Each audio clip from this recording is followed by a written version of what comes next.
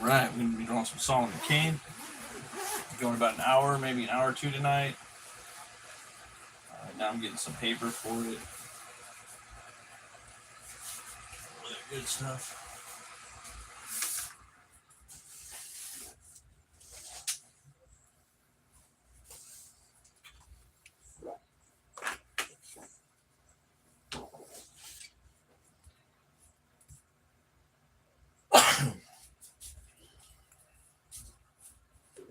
Right.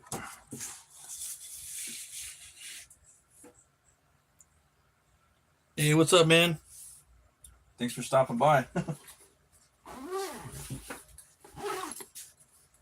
drawing some Solomon Kane right now. Right now I'm just getting my pencil and erasers. Let's see here. I had to go get a coffee.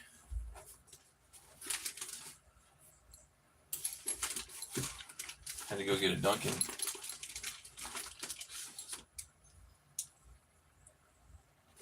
I know I wanted to do something for Solomon Kane, but I wasn't really sure what. And figured, you know what? I think I'm going to start doing some pieces that are from the stories. And this one's from, I think it might be the first one. One of the first ones.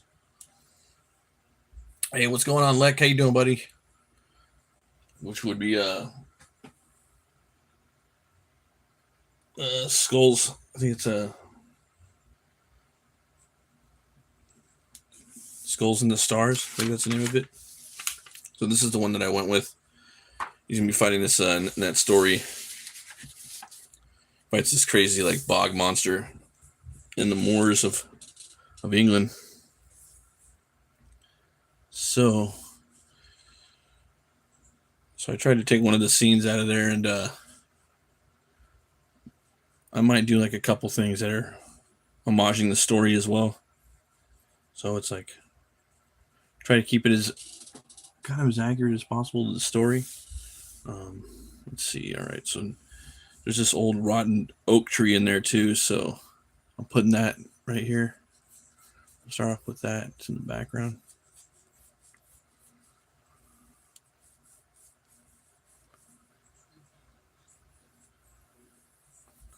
Just kind of get a little foundation for that. Hope you guys are having a good Friday night.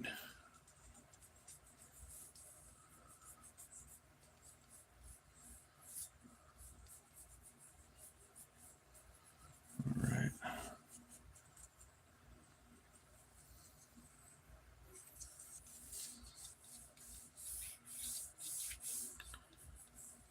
I just kind of change stuff around, but I just want to get like those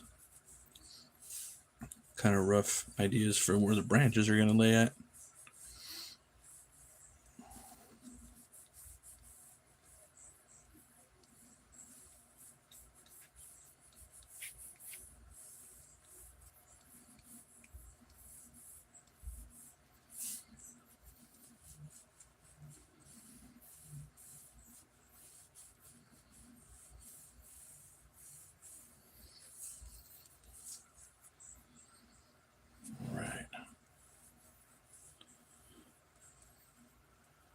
Let's see here. You're planning a Puritanical Avenger comic, right, Matt? Yeah, I am actually. That one's called The Puritanian. I don't really have like a release date for it, but it's something me and my buddy Brian are working on. But we're on. I think I'm on page about 13 right now, but I don't have a release date. It could come out like in 2 years or, sooner or later.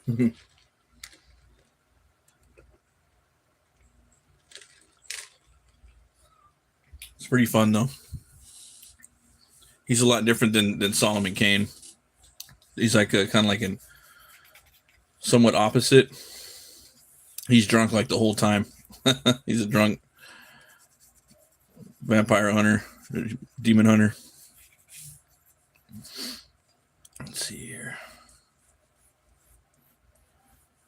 I'm real excited about that.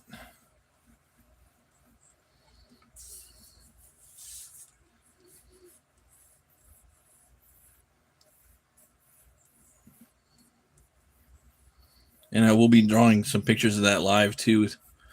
I showed a little bit of that last time. Did some of the gutters live with you guys, but I'm gonna be doing some pages of that and some more Crom pages as well.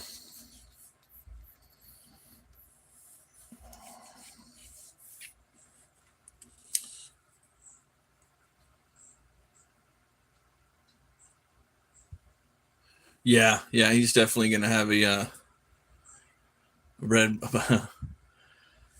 His costume's all white, solid white costume, but it gets pretty red. he likes to paint the town red in that regard.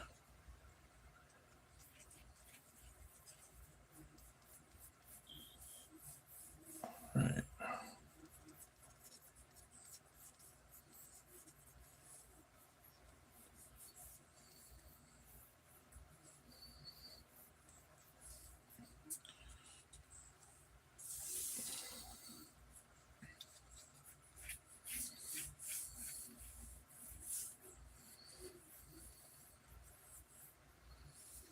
Right.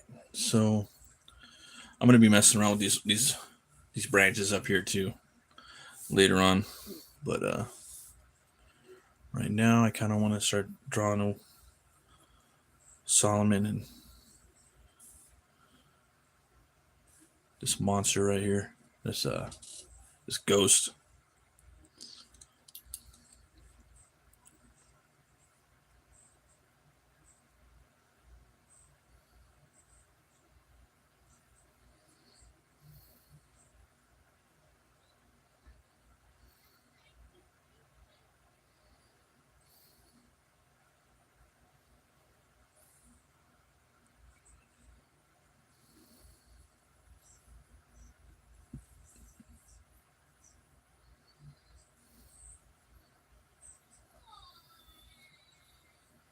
Yeah, this is a pretty good story too. They're all the stories are good. Robert E. Howard didn't write too many of Solomon Kane or Cole. He did 16 like pieces of literature for Solomon Kane, but there's only like I think actually like 10 stories. The other ones are like fragments and poems.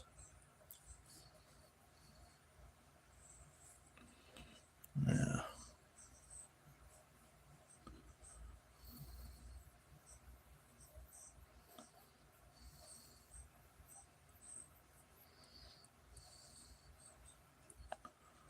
All right, gonna get that going.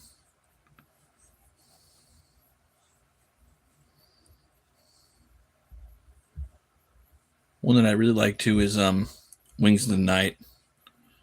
That's a really good story. You could pick up all the stories too from Del Rey. It's like $14. It's a collected edition. Let's see here. What size pencil lead do you use? This is a 0.5. I'm using the Pentel 0.5. Love this pencil, man.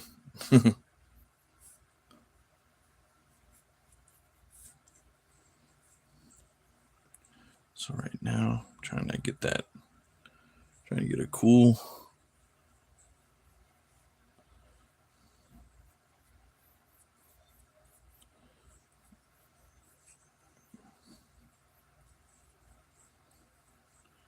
And in the story, he straight gets in a fight with this ghost, and he starts choking it out. Yeah, and the ghost starts getting scared, you know, and he knows it.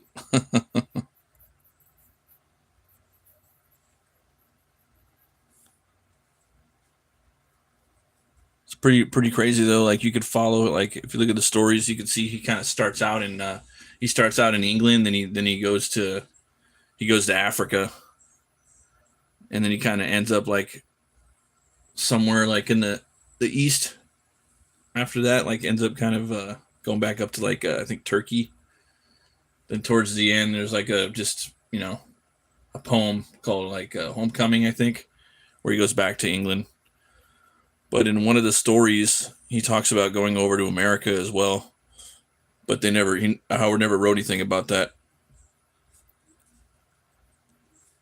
He went over to America and fought with he said the Red Indians of the new land. He got into fought in some wars.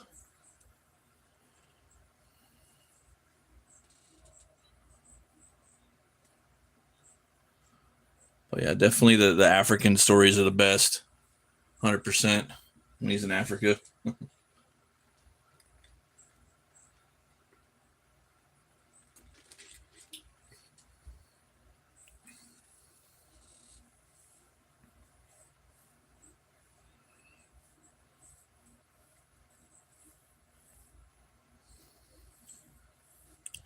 So we got his rapier coming right there, like that.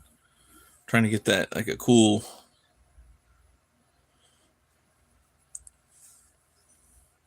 Trying to get cool motion with his face. And that plunge. Might even, we'll see. I kind of like maybe have his head up like that or off to the side. Looks pretty cool either way. Then we get the monster. And the monster he's like solid fog. Let's see what up. Kane is tall too. He's a tall dude.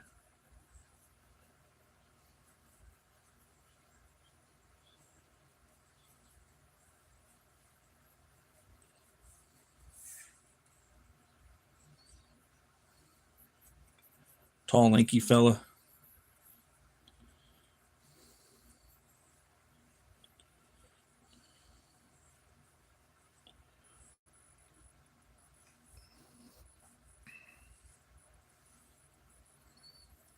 A lot of times it's just these little tweaks in the arms and the legs and the head. You just want to move them like a couple millimeters, just to give it that extra bit of realism or whatnot.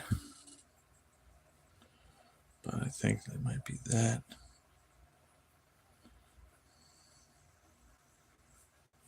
Thanks everybody for stopping by. I appreciate it. You guys are having a good night tonight.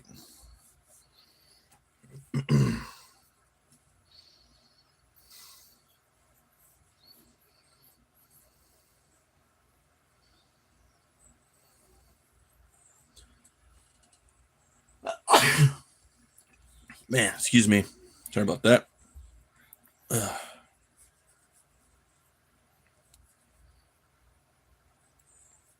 Yeah, the stories are so good that, don't want to spoil them for you, man. Go pick up the book. It's only like, especially if you get it used, you can get it for like $10. Just the Del Rey, the Savage Tales of Solomon Kane.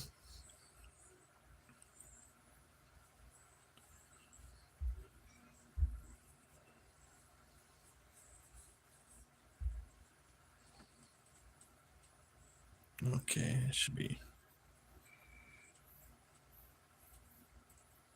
He's a lot different than Conan, too. A lot different.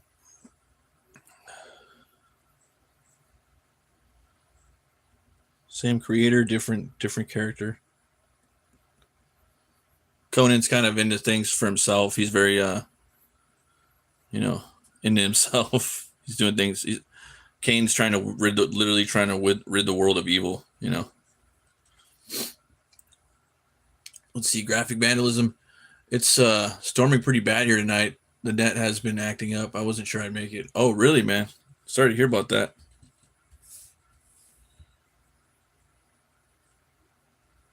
Damn. Yeah, here it's kind of hot. That's about it. But I know over in a lot of places right now, especially like the East Coast, it's pretty bad.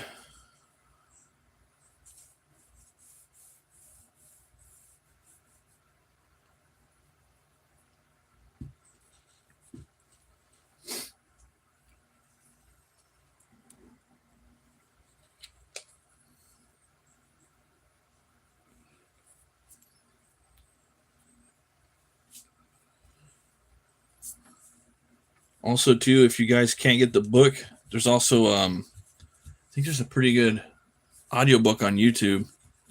He does he does a really good job. What's the name of the channel?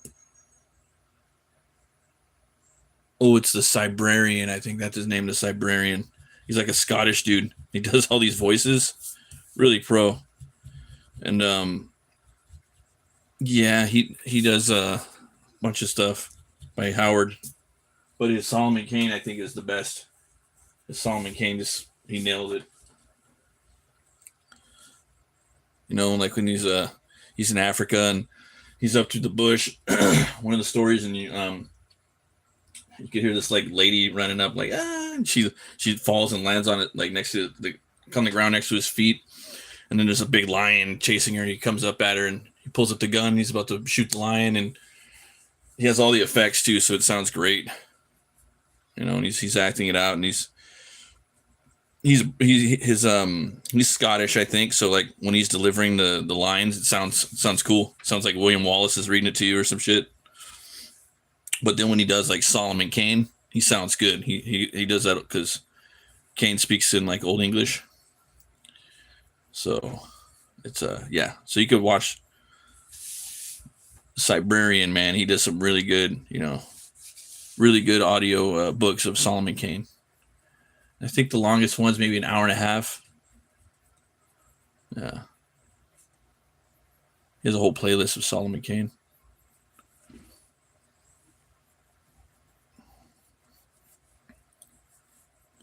Gotta make this dude tall.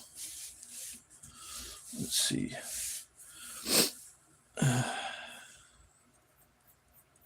But is it was it the Wings of the Night? Oh man. Yeah, that one. Whew. That's a tough one.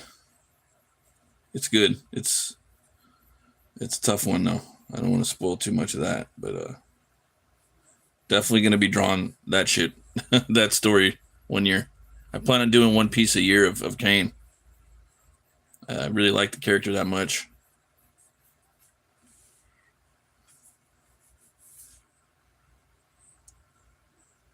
He gets all of his power from God though. Like, I don't think that Howard was really religious, too much from my understanding. I think he might have been an atheist, but for sure, Solomon Kane does get all of his power from Jesus Christ in the story.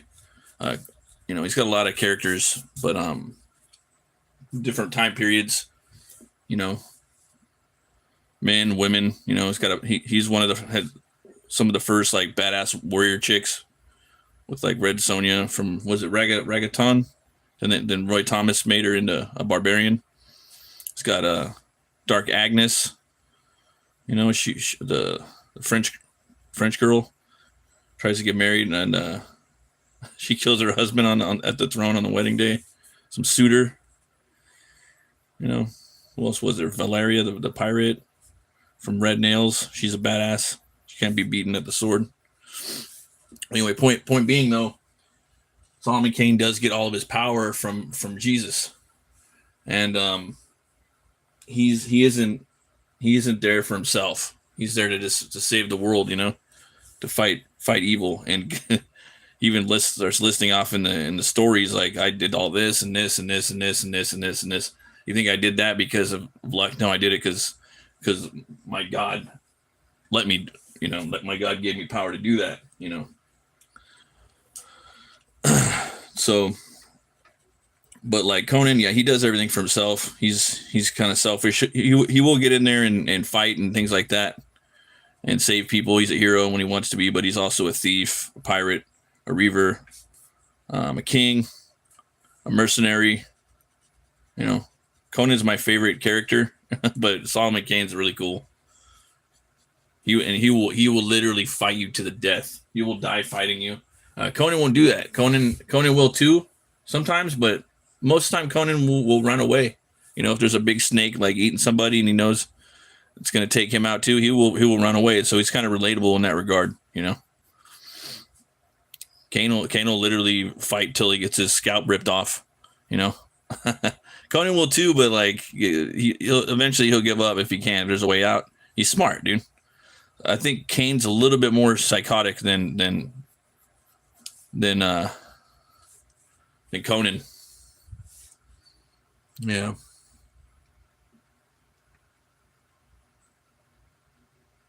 Let's see here. Yeah. But I think it's cool that you have these characters and these ticks, you know. They all got to be a little different, right? And then you got Cole. He's a lot like Conan, but not. He's very like what's the word? Paranoid. He's always thinking someone's gonna take his throne, and he's been through a lot. He's been a slave. He's like a fighter, like a gladiator. A lot of that stuff. Conan didn't do that. He doesn't have as many stories as Conan, but he's a lot different. Yeah. Okay.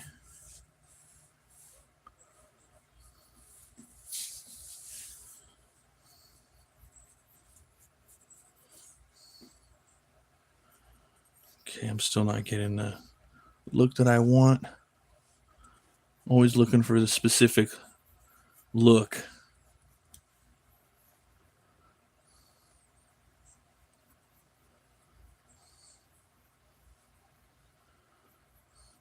He's supposed to be lanky and tall, you know. Conan's not. Kane and Cole they're both very tall and lanky. I've talked about this before in the past. I see Conan probably like 6'4". I see Kane probably about six. Conan about 6'2", maybe, you know, something like that. 6'1", 6'2", really big, like kind of like Brock Lesnar. He has a Brock Lesnar neck, really, really thick, like inhuman looking neck. I also see, and he's super buff, you know. A lot of people say he's not, but he back and forth, like there's throughout the tales, Howard describes him as really big, dude. And then Solomon Kane's really tall. I think he's about 6'4", wide shouldered, you know, and he walks real lanky, you know. He has a stride. You know, you can imagine him walking through like the savannas of Africa, you know, with his staff and his rapier, his knife, his staff with the kitten head or the cat head staff. And then you got Cole. I see him as about 6'10". I look like him kind of like he's as tall as the Undertaker. You know, he's real tall. That's the way I see him. Real tall.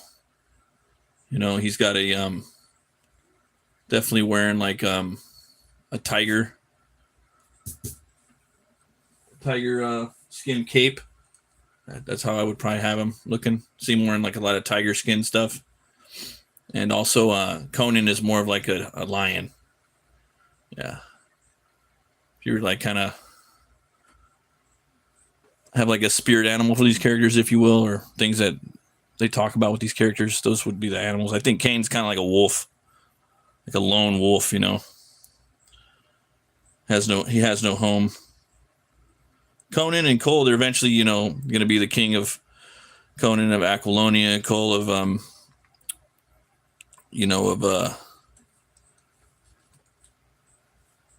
Arthurian age. But Solomon Kane, he just keeps wandering the earth like kung fu. He has no home. He does in was it Devonshire, I think, but he's not trying to stay there. Yeah. So I'm really messing around with these legs right here. There's something about the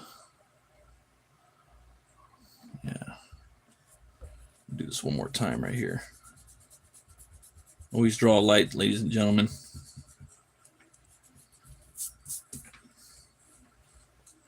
Try it like this. Boom. Go full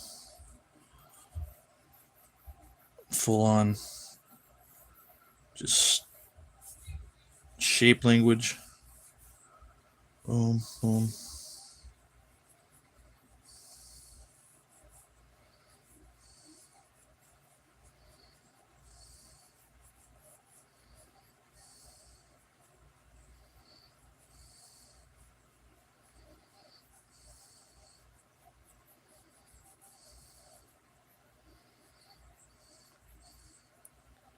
And I really dig Roberto Del Torre's work, man, and what he's doing with Conan. It looks so cool. Okay.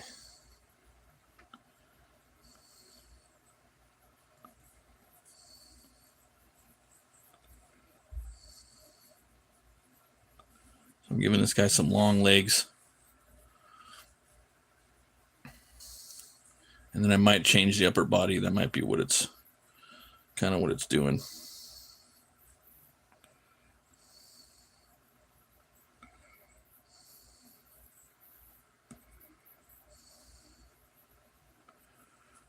That might be one of the problems.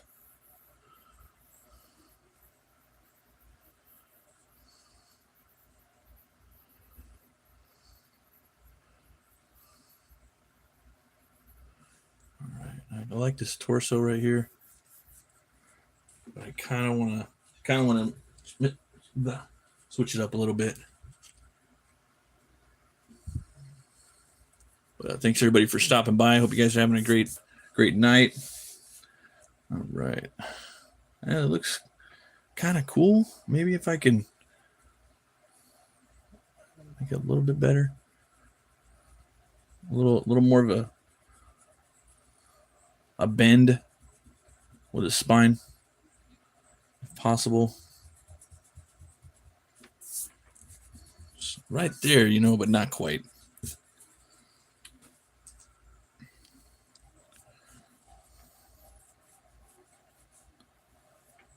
Something like that.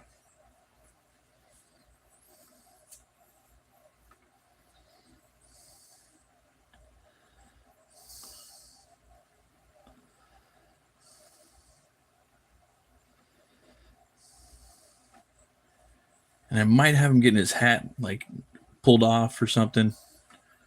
I'm not exactly sure yet. Let's see. I think this might be the size that I want. Okay, got just choking this thing out style. Yeah.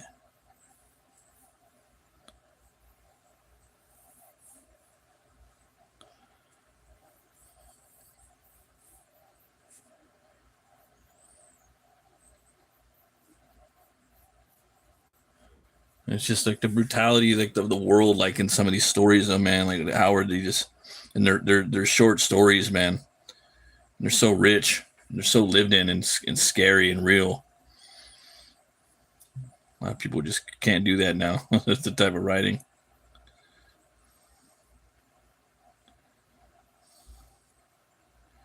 So you got the face right there, the monster.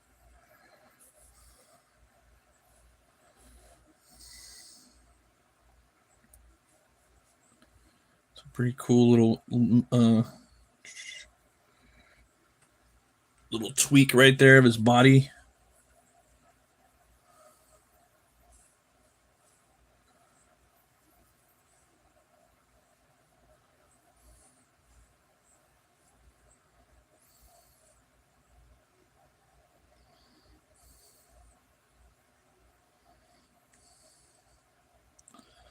With the wide shoulders. Boom, boom, boom.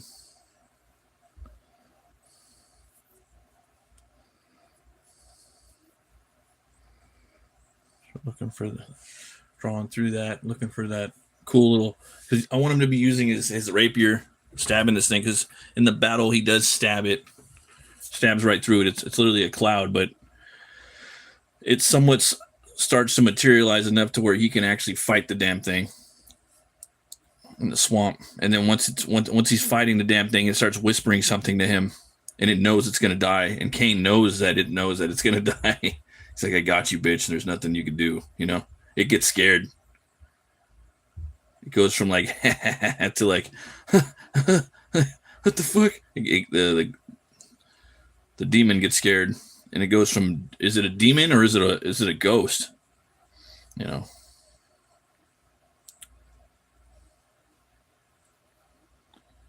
right, we got that. Let me try to.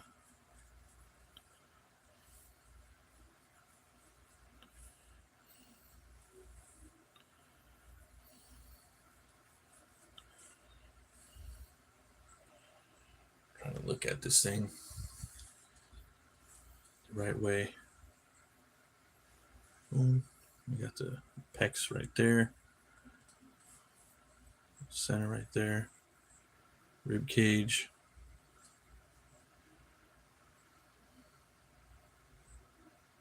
Trying to do my best with this.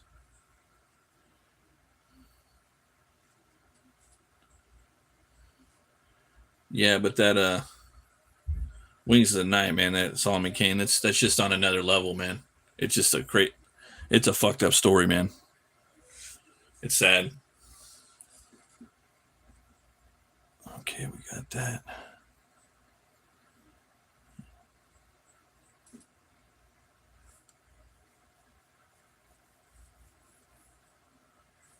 Yeah, and it's just no, like Kane, there's really no way to describe the shit that he can go through, you know, without having a divine help, divine intervention.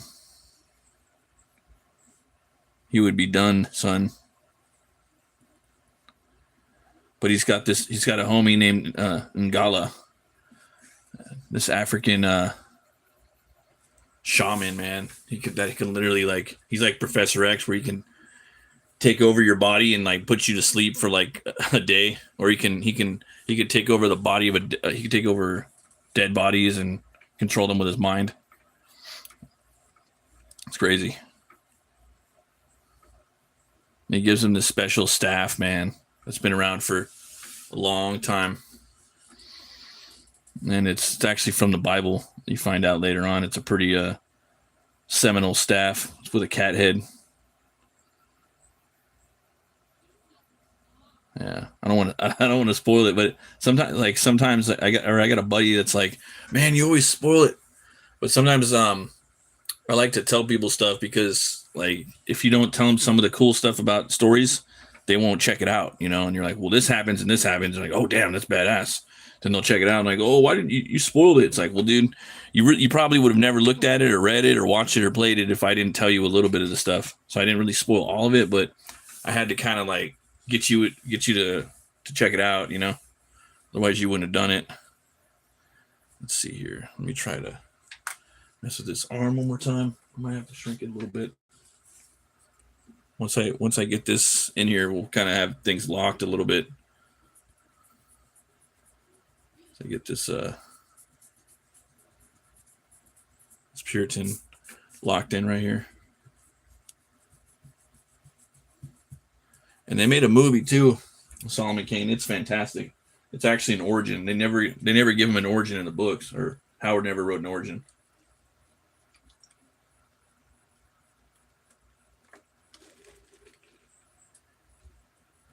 It's really, really good. I really wish they went and made a sequel to that. They should get the same actor to come back and do it. He actually plays He-Man's dad in the new He-Man Masters of the Universe, James Purefoy. Great actor. He's like a perfect Solomon Kane.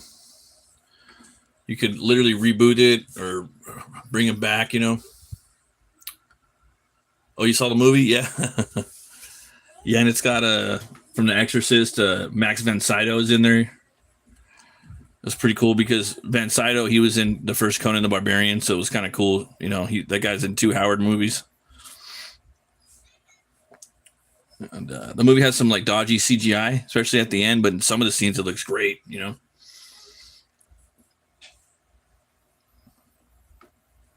Yeah. And the thing is, Kane stories range from like 18 to like, I think like 80 years old, as far as I know. Some of that could be taken out of pastiche stuff, which wasn't written by Howard, I think. But I think for the most part, he goes on, man. Let's see, Lord of Lek. Been a fan of Purefoy since HBO Rome. Excellent actor. You know what? I started watching Rome a little bit back in the day, but I never got into it. It was like the pilot. I think I was watching it and then something happened, but I'm definitely gonna go back and watch that, because I like Ray Stevenson a lot. I think he's great, and Purefoy is awesome. He was also in a show I used to watch with my lady back in the day called with Kevin Bacon, called The Following, where he was like a Jim Jones type of cult leader killer dude. He was great in there, but yeah, he's fantastic in Solomon Kane, man. He's real good.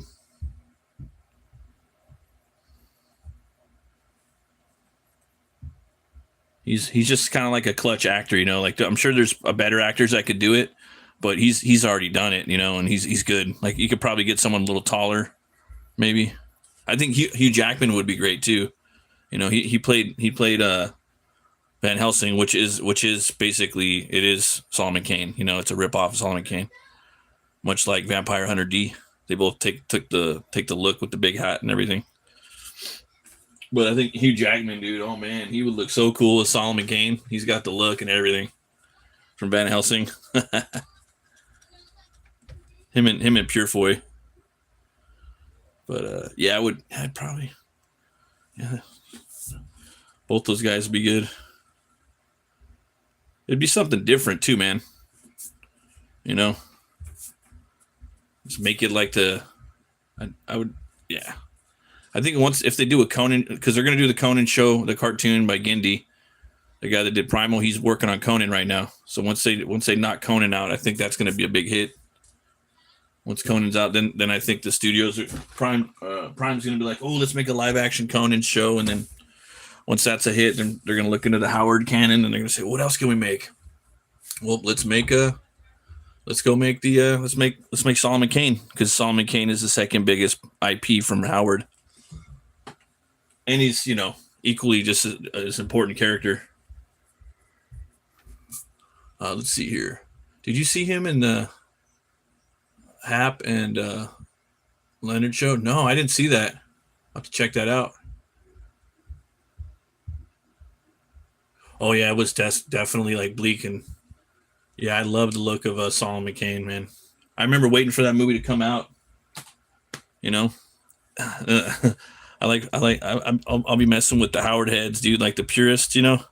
I'm like, hot take, this movie is just as good as it's actually not even the Howard heads, it's just like more like the Arnie heads. I said this movie is just as good as Conan the Barbarian. Conan is my favorite movie, but I could watch Solomon Kane hasn't been around as much, but yeah, like I like it just as much. But neither Kane or Conan the Barbarian are really 100% close to Howard's work, but they're good. It's a really good adaptation. It's a Joe R. Lansdale adaptation. Oh shit! Okay, yeah, Lansdale's awesome, dude. Yeah, I like Bubba Hotep, you know. My buddy sent him a copy of his comic, and he really liked it. He sent him his book Six Gun Gorilla. He's actually the editor of Hell War, and he really dug it.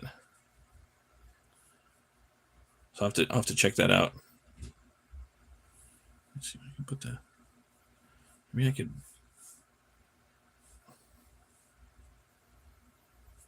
Okay, so I'm digging this. I think this is cool, but I just think like these old school characters, man, they're just really salt of the earth type of characters. They're really cool, you know. And it's just kind of like because of Howard, him and Lovecraft. I haven't even read any of the Lovecraft stuff, man. I know a lot about it, but I'm gonna just go and check all that out if I can. If I can't read it, I'll check out the audiobooks. Same thing with Elric, man. Elric is awesome too. We did a little Elric. A lot of these characters I'm going to be drawing if I can. I'm going to try to draw them as much as I can over the next few years. I really want to bring awareness to the badassery of these like old, you know, pulp characters. And just Elric isn't pulp. He's been around since like the 60s, but he don't get no love, man. And that he's been so like ripped off. You know. I was watching a live stream earlier today, and some guy's like, how many characters has you know, people took inspiration from Elric? You know, it's just like 10 different characters. This guy was listening in the chat, like, oh my god, it's, you know, like that Prince Nuwata from Hellboy 2, The Golden Army. That's Elric. And allegedly Guillermo del Toro wanted to make an Elric movie. I think that would be kind of cool. It could go like either way. But yeah, there's a lot. I'm surprised they didn't like that. That's got HBO written all over it. Let's see here. See, that's my jam. I read all of Lovecraft and Robert Chambers. Okay, yeah, and so like Lovecraft had his circle. He had Robert E. Howard, which is the creator of Conan, and Solomon Kane. They were all homies with him. It was him and Clark Ashton Smith and Lovecraft. They all wrote for Weird Tales magazines, dude. And Howard died first. He killed himself when he was 30 years old. The creator of Conan and Solomon Kane, and then not much long after that, Lovecraft died like a year later. So it's pretty crazy. But they told these seminal stories, man, that people just took inspiration from, you know. And they were pretty young guys in the 1930s. It's pretty wild, young guys.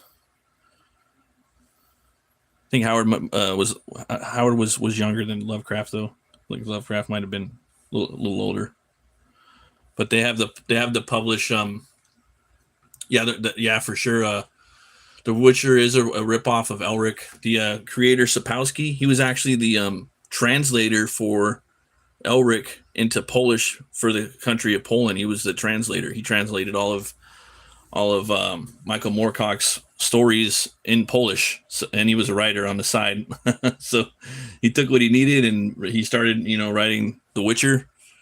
And I think there was a lawsuit, but after that, like you'd start to see The Witcher in the games. He's Gerard's all of a sudden he's not frail anymore. He's getting a little buffer, and then by the next game he's got more of a 5 o'clock shadow. When he's starting to look less and less like Elric. But like they call him the White Wolf. Like there's so many like rip-offs that they took. I think Lovecraft was like 47. Okay, so he was a lot older than well, to me that's still young personally. Back then that's pretty old though when you think about it. So he was like 17 years older than Howard. So like the Robert E. Howard Foundation, they've been I think they got together about 10 years ago. They're basically restoring Robert E. Howard's house, and they have a Robert E. Howard website. You guys can go there. I have the link in the description if you guys want to donate it. The house is, it's in Cross Plains, Texas. It's falling apart, needs some love. But they just had a convention for Howard Days. It's every June out there, and the town's still there. It's got like 1,000 people live there or something like that. But yeah, man, it's pretty crazy. Yeah.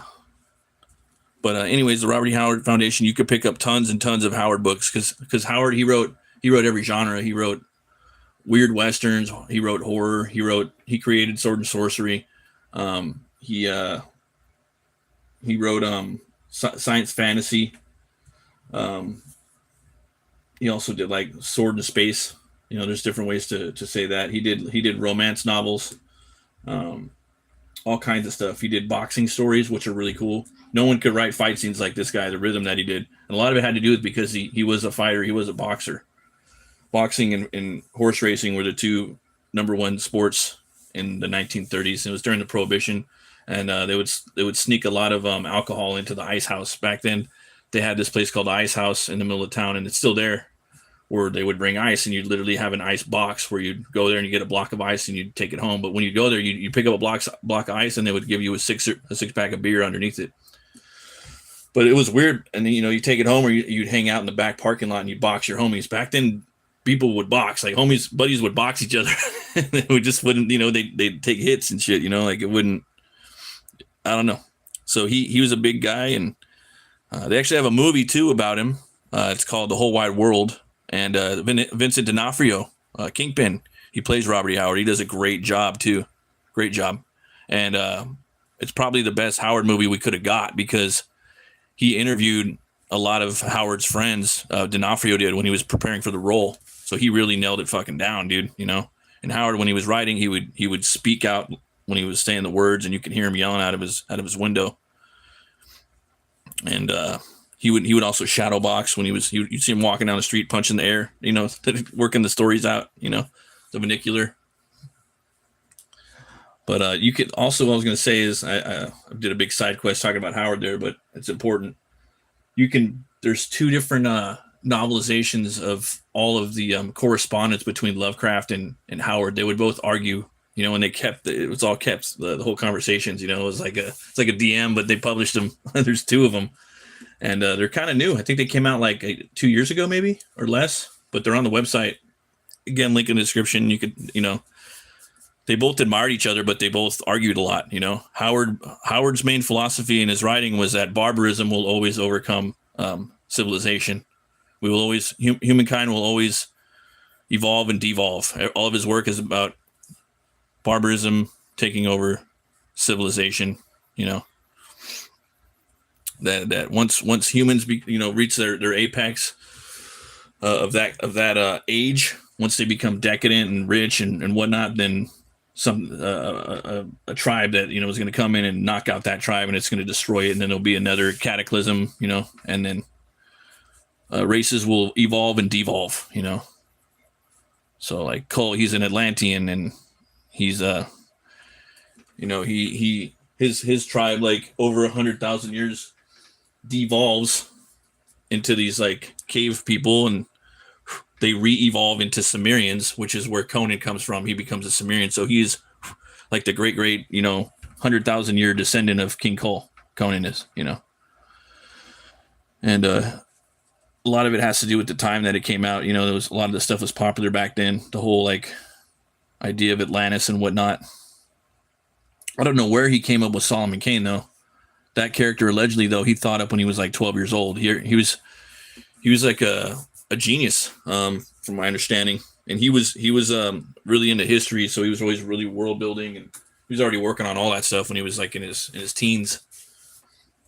Yeah, definitely my favorite writer. Whenever I'm thinking about writing and stuff, I always go to him, and I get inspiration, and I get, whenever I'm in a pinch, I'll find some new stuff that he wrote, you know.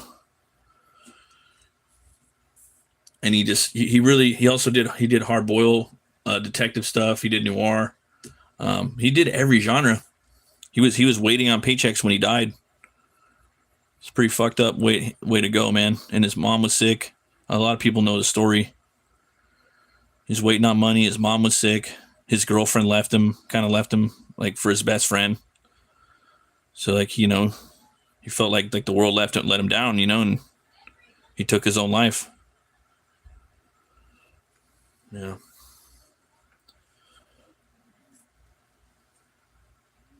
It's fucked up. But let's see here. I think maybe Nathaniel Hawthorne books. Oh, okay. I'll have to check those out too. But there's a lot of what is it? The Lovecraftian monsters, you know, the demons from his world. They're in Conan, you know. They both pay homage to each other. They're both playing in each other's sandbox because they were homies. They're straight up homies, you know. And they called Howard. They call him Two Gun Bob because he would drive around Texas with you know, 2 guns in his car. Back then, people you could get like robbed from miners and stuff like that, and that was a big part of his inspiration, was that he lived in a town where, you know, overnight, literally like oil miners came in, and prostitution and everything like that came in overnight and set up, you know, and it had all these people, and he would go to like the bar and listen to a lot of these oil workers and listen to them talk about stories, and they had some crazy stories. He'd listen to sailors, all kinds of people, you know, and he would get inspiration from these guys. But that's another reason why Conan doesn't like magic. He hates magic, you know, and he hates civilization in a way. And so he grew up with cowboys, but at the same time, he grew up at the dawn of technology in that town. So on one hand, you got cowboys, and then you also have like industrialization kind of all at once. Pretty amazing, actually. And Conan is a pure American like character, you know. It's him versus the frontiers. It's a man, you know, it's very frontier focused. Like when I'm reading it, I don't feel like a British person wrote it. It doesn't feel like Tolkien wrote it, you know. Very American feeling, especially like Beyond the Black River. That's one of my favorite Conan stories. That one's fucked up. Same thing with Queen of the Black Ghost. To me, those are 2 of the most gut-wrenching Conan stories. Let's see here. graphic vandalism. Thanks again, guys, for stopping by. I appreciate you. It's a kind of superhero version of Witchfinder General. Oh, okay. Okay, Nathaniel Hawthorne. I'll have to check that out. Yeah, the crazy burn him at the stake. Puritan. Yeah, I think he was a Puritan, or I'm not sure if he was a Puritan or a Pilgrim. A lot of different things about the two, about church and state and whatnot.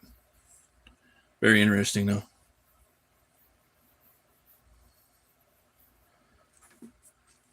And the thing about Conan does not want to use magic, but he kind of gets forced into using magic in some stories. He's like, and that's the thing about what Howard would do. He would take those characters and make them. He would push them, out of their comfort zone, make them have to deal with magic and stuff like that.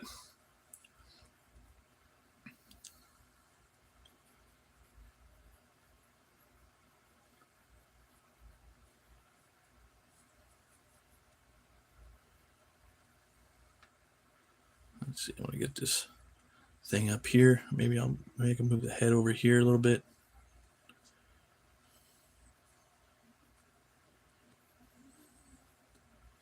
So I want to lock in this figure right here, because this is somebody. I don't want to spoil this story either. It's called the Skull and the Stars, and you can go to the Siberian, and there's a bunch of YouTubers that audiobooks on YouTube of this.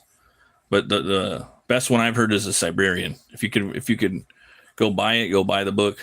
It's like $15 to $10 by Del Rey. All of the Del Rey books are the best Howard books. They went back and they found all of his original texts, because a lot of Howard stuff was taken over by different owners, and they would change the writing around, change the endings, all kinds of stuff. So yeah, you don't want that. You want to get the OG shit, the pure stuff, Yeah. Just want to get this form in here, and then I can start turning it into more a translucent entity.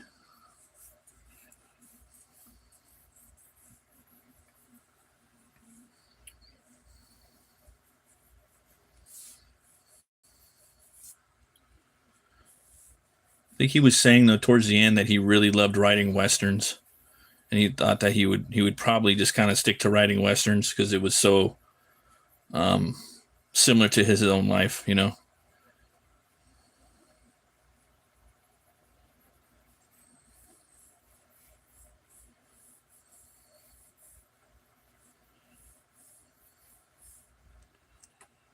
This thing's big. Okay, I'm kind of getting there. And then for me, like, I really love Frazetta's work. I think like a lot of my favorite artists, they're inspired by him too. And so I'm always looking for the physics of a fight, I mean, I love drawing battles, right? I'm sure I'll probably grow out of it. I don't know, maybe not. I'm 43 years old, but I'm looking for the physics. So if you look at a lot of Frazetta's work, people are never standing still most of the time. They're usually moving around, and it's kind of caught like in this moment in time, So I'm always kind of trying to look for that.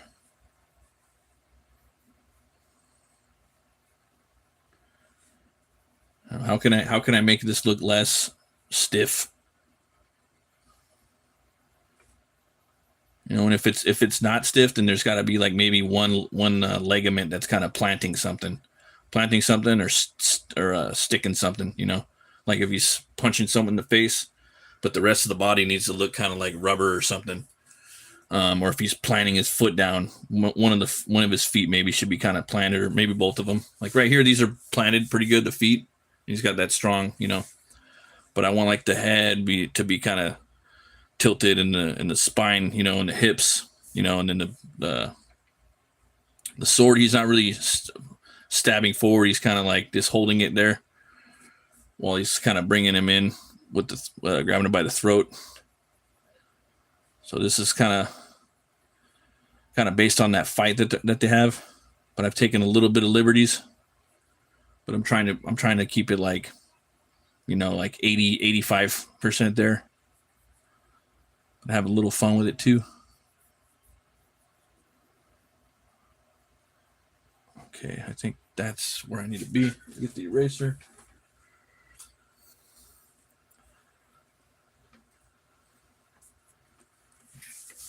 Yeah.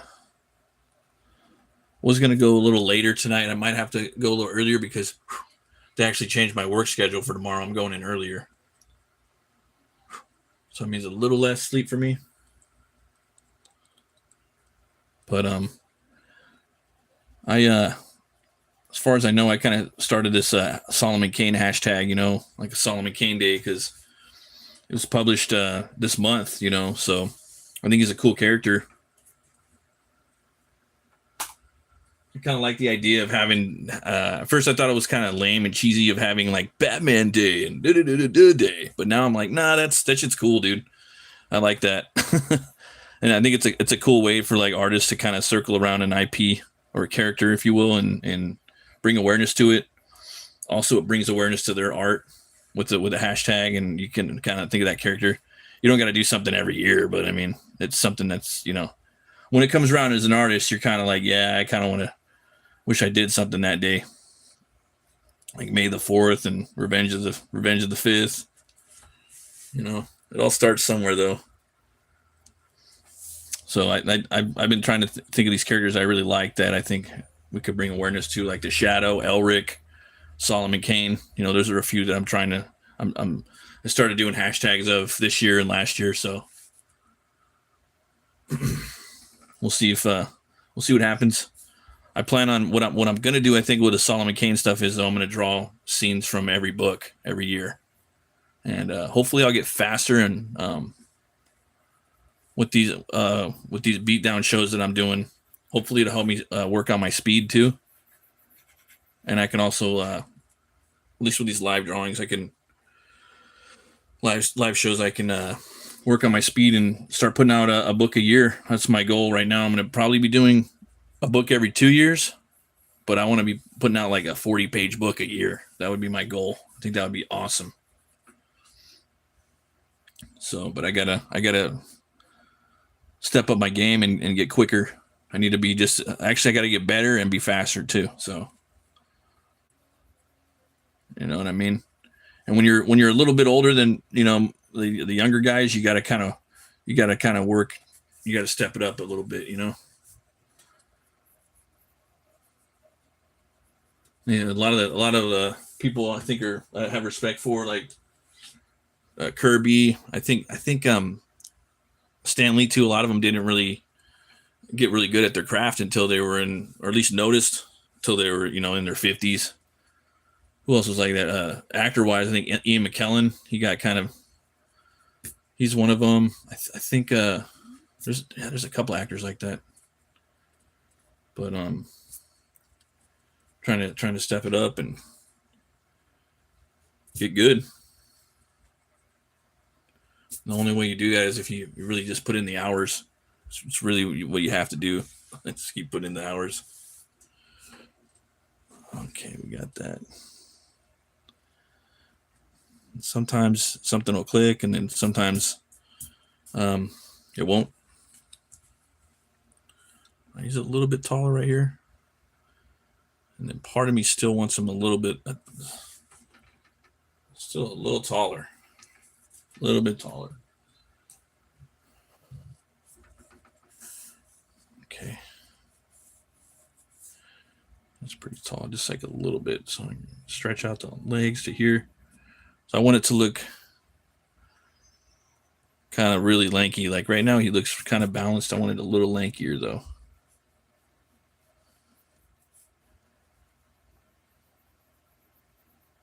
A little bit lankier. Make a longer foot too. Boom. Strength that up like that.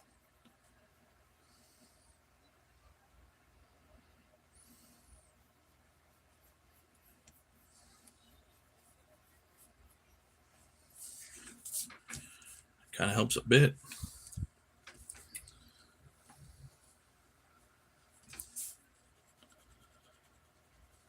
love it when I get an idea of something to draw, whether I do it good or not. It's great. Sometimes it takes a while, or sometimes you're drawing something and you're like, yeah, this is cool, but you're not as pumped of it as you could be for some other drawings. All right, that looks a little longer now. Okay.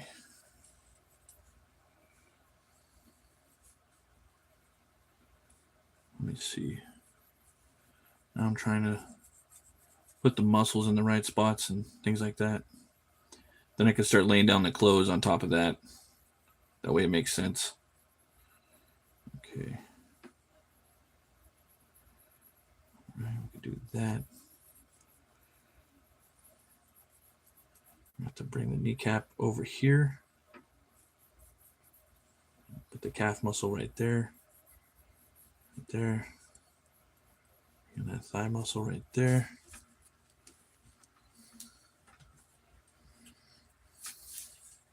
Just gotta kind of move things around sometimes.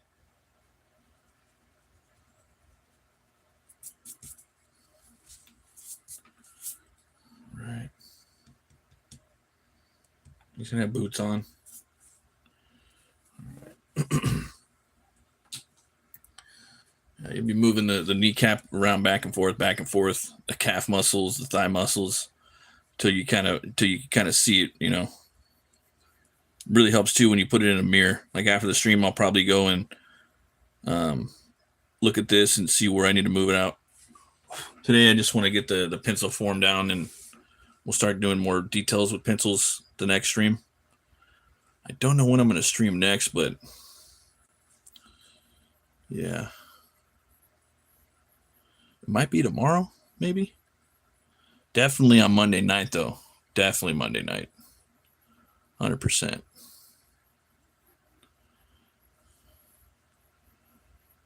Yeah, next week I'll be streaming a lot, late night streams. Thanks for everybody for stopping by. I appreciate it. Oh, hell yeah. Thanks for hitting the like, everybody. I appreciate that. Really helps.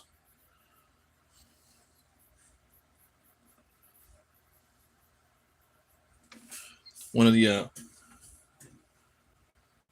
my buddies has got a YouTube channel. I believe it's called Project Wormhole through Power Pulp Comics. Man, he's starting a comic book. I believe it's Project Wormhole, if I'm not mistaken, or Operation Wormhole, something like that. I'm horrible with remembering names. But he's got a YouTube channel, and it's a show that where he's writing this comic. It's a series, and he's meeting the artists, and they're talking about how they're putting the book together, and they're dropping these episodes, and it's really cool because the guys never knew each other, but they're going to be like working on a comic together. And it's a Bad Wormhole. There we go. And they're just showing the process about how they're making it. And I'm watching the first video right now. I'm about 20 minutes in, and it's just really cool. I haven't really seen anybody kind of do it like that. But it's writer's Matt King, and I forgot the artist's name. He's new to me. I'm horrible with names, but if I had to, Big King Megatrip, I'd put if you guys could go subscribe to him, that'd be awesome. I don't have the link right here, but I think everybody in the scene that's doing comics and love comics should check it out. You can see what really goes into it, I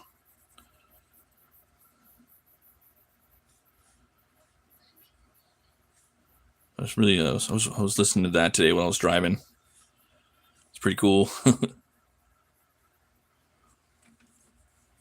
Bad Wormhole. Check that out. If you type in Bad Wormhole on YouTube, it'll pop up.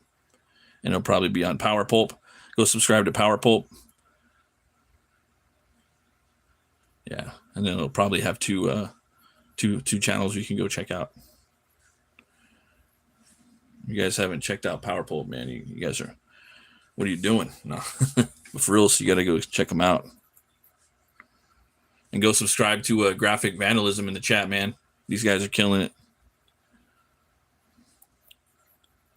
They talk about and some of the coolest comics out, newer stuff coming out, indie scene. The way they love comics, their love of comics is really something. There's something to, yeah, some of you guys should really check out, man. Great show.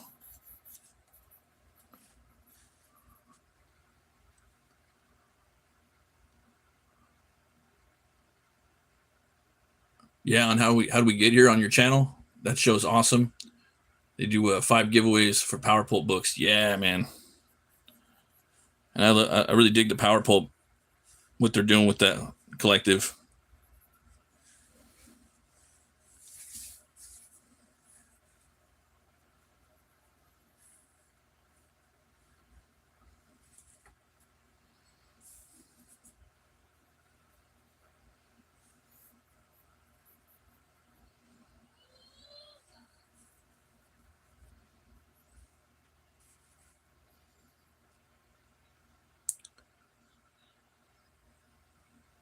Hey, how's it going, Juan Charlie Cablius? Thanks for stopping by.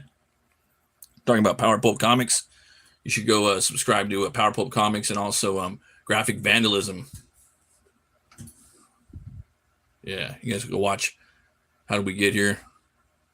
They interview some of the coolest looking books in the underground and creators. They talk about all kinds of stuff, process, their books.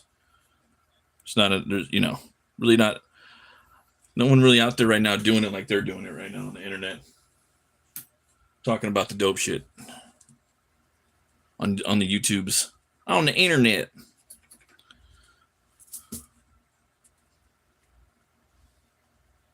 There we go.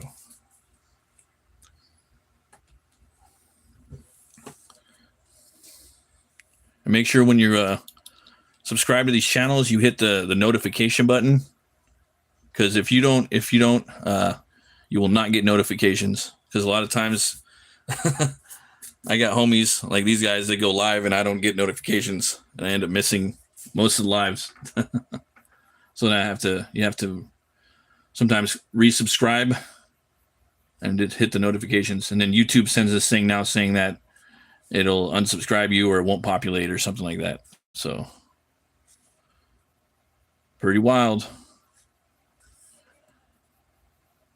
I know that's what happens with my channel too. Let's see here. Yeah, he's lanky, so we'll have that right there.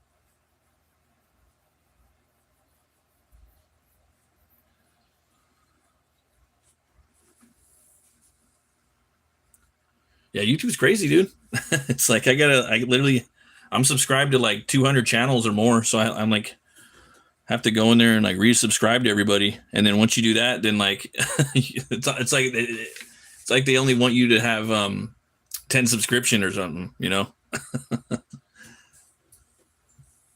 And then if you start watching like 5 of those subscriptions, and the other 5 like they'll like unsubscribe you too, and it's like, well, bro, I got 200 channels, but there's a lot of channels that I don't watch, so maybe I should kind of go in there and check out what I'm really watching now,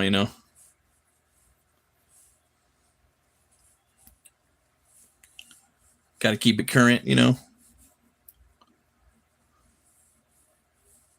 If it's going to be like that, Let's see. I'm still not happy with this arm yet. So now we have this form right here, so I can kind of cane. That's okay. I can work with that cane. Maybe I'll come up with a better form next year, but I can live with this. Let's see here. Graphic vandalism. In the future, with amazing AI, nothing will work anymore. Yeah, right. Oh my Lord. 100%. That's why I don't do AI, man. I use it as like a search engine, like where can I find this hospital at? Where can I stuff like that, and it'll usually find things for you, or it works better than but now Google searches AI already anyway, so it's like But yeah.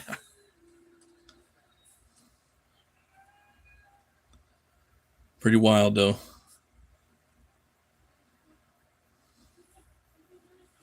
Okay. Let me see if I could get a good angle in there. No. And I could try it upward like this. See how that works. You can stab upward like that.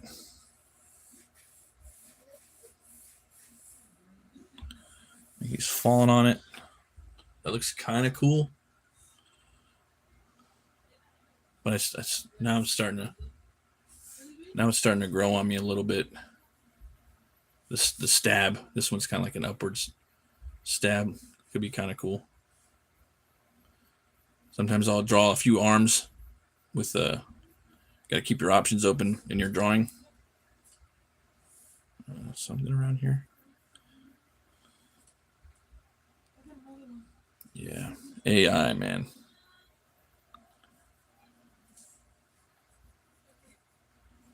Okay, that is that. Let's try that like that.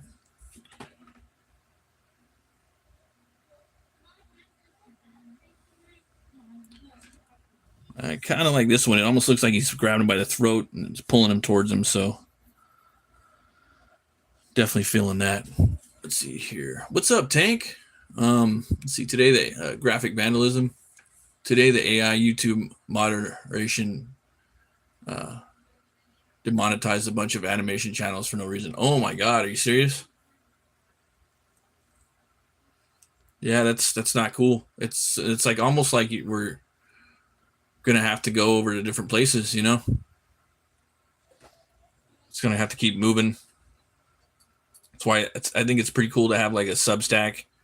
So if just in case if they like delete or demonetize you, because they're a free speech platform, you know, you could say whatever you want, you know, and you won't get demonetized. I believe in free speech, man. Like, so there's that, and then there's the whole like, oh, I'm gonna get rid of this, you know. Thanks for stopping by, Tank. A salutation to all you magnificent people. Smash that like button. Exactly. You know, it's just kind of weird, you know, like, oh, we don't like to get rid of this animation. Horrible.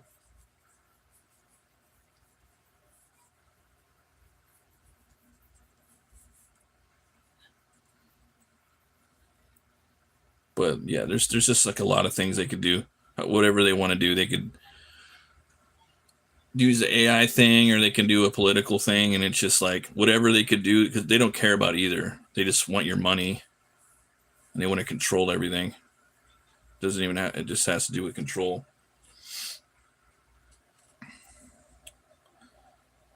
It's like, come on, bro. So it's like you pretty much, like, I was talking to my buddy about this. He's been talking about this for years. Like, they're gonna kick everybody off YouTube, you know.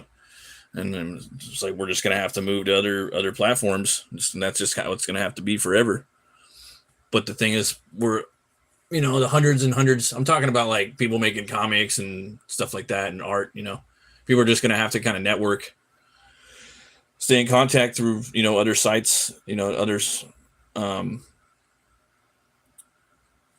social media and streaming sites, things like that, and just keep moving. Don't stop. Don't give up. You know.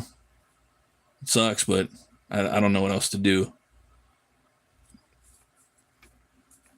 Let's see here. Graphic vandalism. They were clean channels too.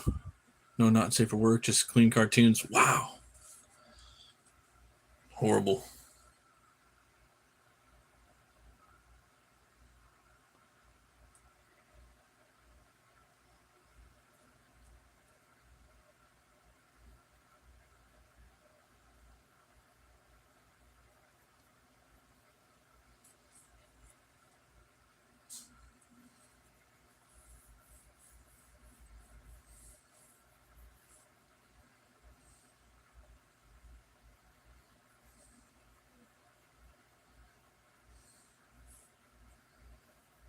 Yep, they'll do that.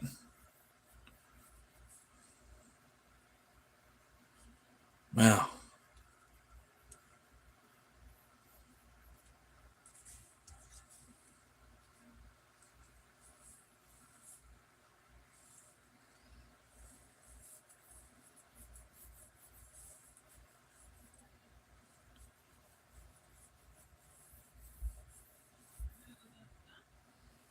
Change the body language a little bit.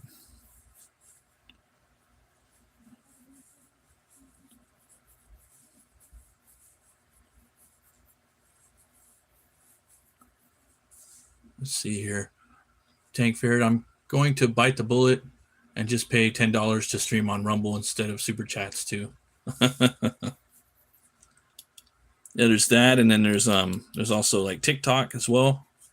A lot of people are on there, but it's a little different, man. It's not really, I don't know, it's weird.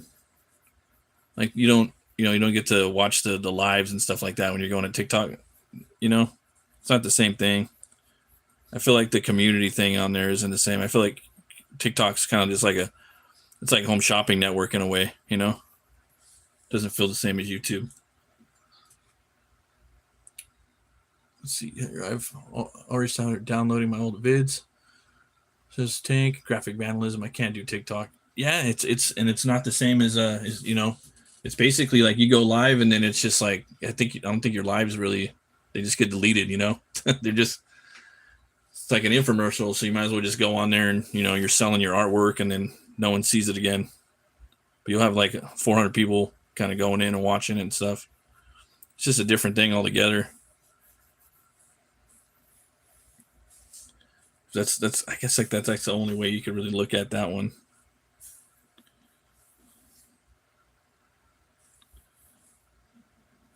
Kind of wild.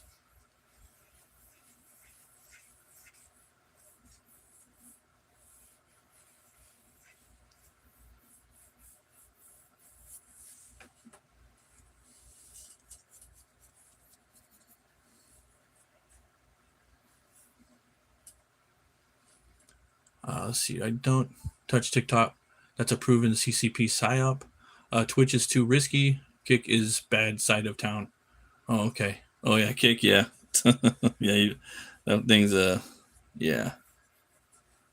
Some weird stuff going over on Kick. Me, I'm trying to just kind of just trying to make art, man, and tell stories, sell comics, See, I'm turning 45 in September. I'm way too old to be making a TikTok. Yeah. See, Substack is a replacement for email marketing. Yeah, definitely.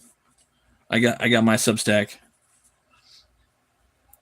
Yeah, Patreon's cool too if you got like an audience and stuff, and then you can kind of give them something cool, It just sucks though about YouTube what they're doing, Unfortunately.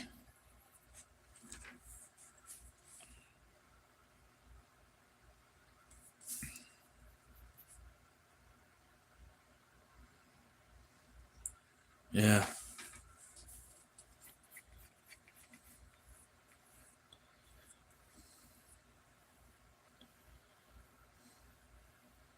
No one's safe, it's just like we always got to remember, it's not the end all be all. They can literally take you down, or someone that doesn't like you for something you said or something, they can just report your channel, It's not the end of the world. But you'd have to have like a website at least, Website, then you'd have to just, I guess that's one cool thing about having a bunch of different streaming services and social medias is because you can get kicked off one. So you just got to kind of go to the other, but you have to have somewhat of a network. You got to, I guess that's one reason why you got to kind of be on as many things as possible, just in case you get booted off one and people could kind of contact you and DM you, Like, oh, I'm not on Twitter. I'm over here on Instagram. Oh, I'm not on Instagram. I'm over here on Facebook. Oh, I'm not on Facebook. I'm over here on what's that other one? I forgot. Yeah, there's a lot of them though, But hey, I got my email. You guys could contact me through Substack. Like Substack has their little feed, So it's kind of like you got to get on all of them and then maybe hit all, if you know, if you don't got the time, you're looking at it like kind of like as a business. I hate to say, but you go on there once a week and you hit every single one of them, and you touch base with everybody and you check in with everybody. You know, you do a post maybe if you can, maybe post some art. I really don't know how to kind of trying to circumvent everything, you know, about being proactive in the event that you do get your accounts yanked on everything. Let's see. Tank Ferret, Patreon canceled me. I got mass flagged. Oof. Never did anything close to violating their terms of service. No appealing. Let's see here. Graphic vandalism. Joe and I are thinking about maybe putting out our show on Spotify. Now that they let you put up videos. Yeah, you know what I mean? Like, I think everybody should go to as many places as possible, you know? It's just the hard part is there's only like one of you, you know, and it's like kind of like you know, we gotta go everywhere just in case. You gotta have like you gotta Batman the fuck out of your artistic creator you know, life or whatever. Because they could yank you anywhere. American Discord. What's up, brother? How you doing, man? How's it going, Shelves? Haven't seen you in a minute, man. Hope everything is good. Right now I'm drawing some Solomon Kane. Just kind of laying stuff out.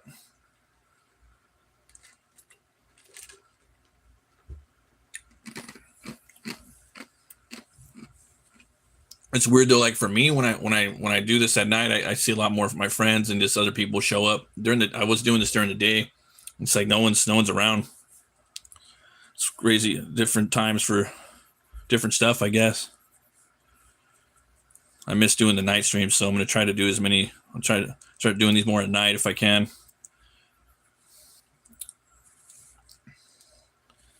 Okay, and I gotta.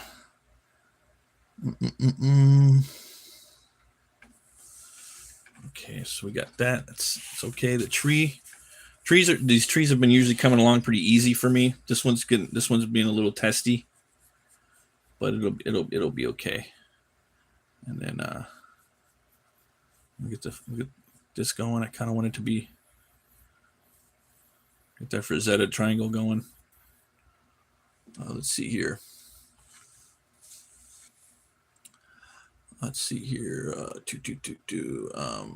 Born Sloppy. Hey, big lad. How's tricks? Not familiar with the other character. Sounds right up my street, though. Proper pulp. Yeah, Solomon Kane. It's from the creator of Conan the Barbarian. He's a badass. American Discord. I catch some of your lives. I'm working too, so don't engage. Oh, okay. Totally understand that. Graphic vandalism. I'm here. I'm gonna bounce, Matt. It's almost 1:30. yeah, anytime, man. You too. Thanks for everything. I appreciate it, man. Thanks for stopping by. Don draws. Hey, what's up, Don? How you doing, man? Yeah, so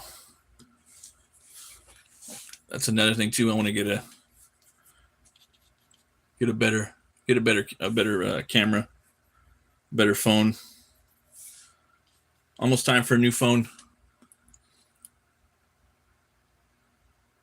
Oh, you know Solomon? Oh, the ghost fella? I don't know if we're talking about Project Wormhole. There's that, but I don't know if you're talking about that or the one that he's fighting. Because this is the character from Skulls in the Stars. It's one of the first Solomon Kane stories, and he's fighting in the English countryside, in the bog, the swamp. Is that what you're talking about? Let's see. I might do a little bit of that when I get some swamp water down here. A couple. Yeah, probably do flat maybe. Okay. Well, thanks, Don. I appreciate that, man. I hope everything's going well with you. Got a Hell War announcement coming pretty soon. It's over at the printer right now, so it's on schedule to be delivered in November if everything goes well.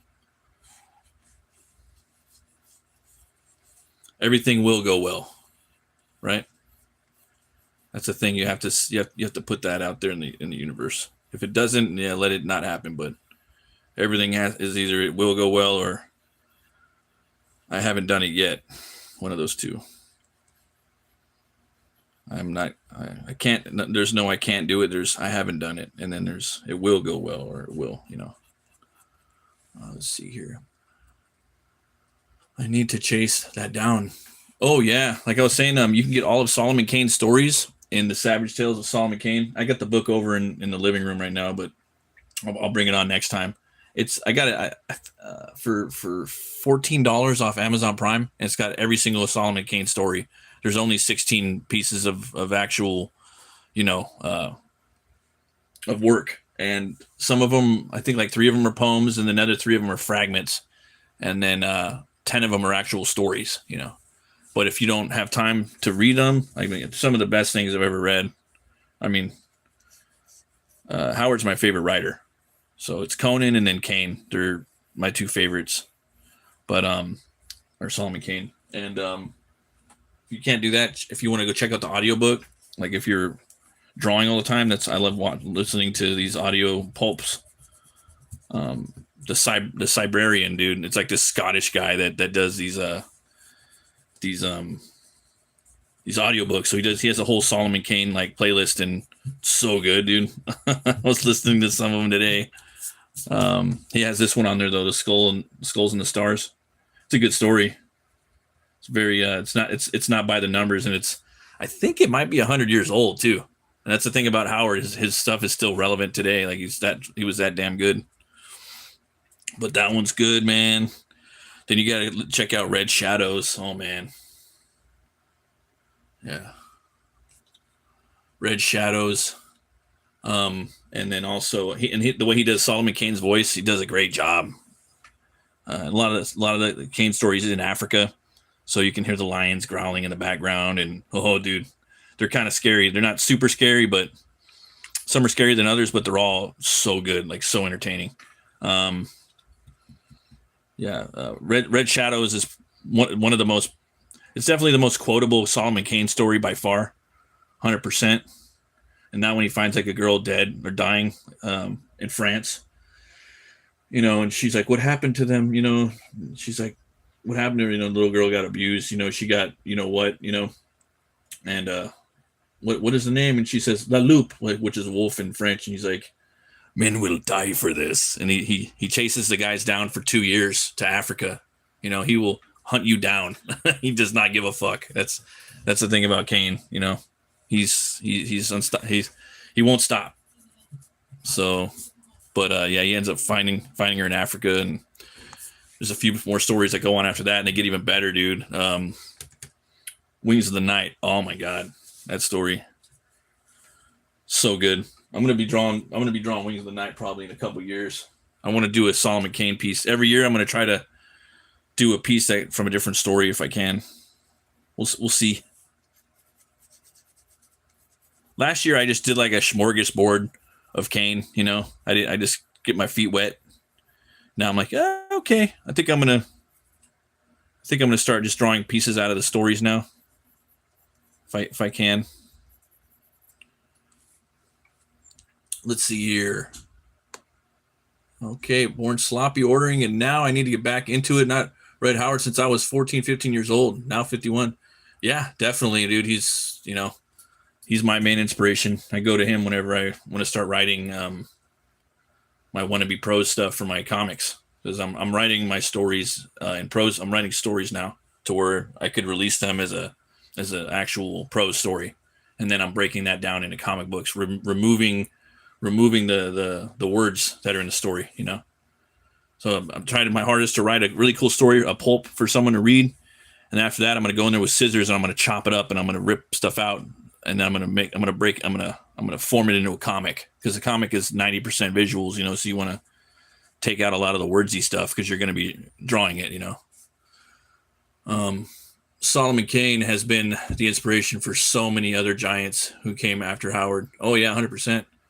Vampire Hunter D, Van Helsing, just to name a few. He's inspiring, dude. So is Conan. They're both inspiring characters. Conan's a little more I think he's a little more realistic. He's like the everyman that kind of just kind of looking out for himself, but has a good heart, you know. And Solomon Kane has a good heart too. It takes kind of a lot to get him going and talk, but Kane is there to save the world for the most part from the beginning. Conan, it kind of took him a while to get to where Kane's at, I think, mentally, being selfless. Kane is 100% selfless. He'll die for people, you know. He'll die for a whole village in Africa, you know.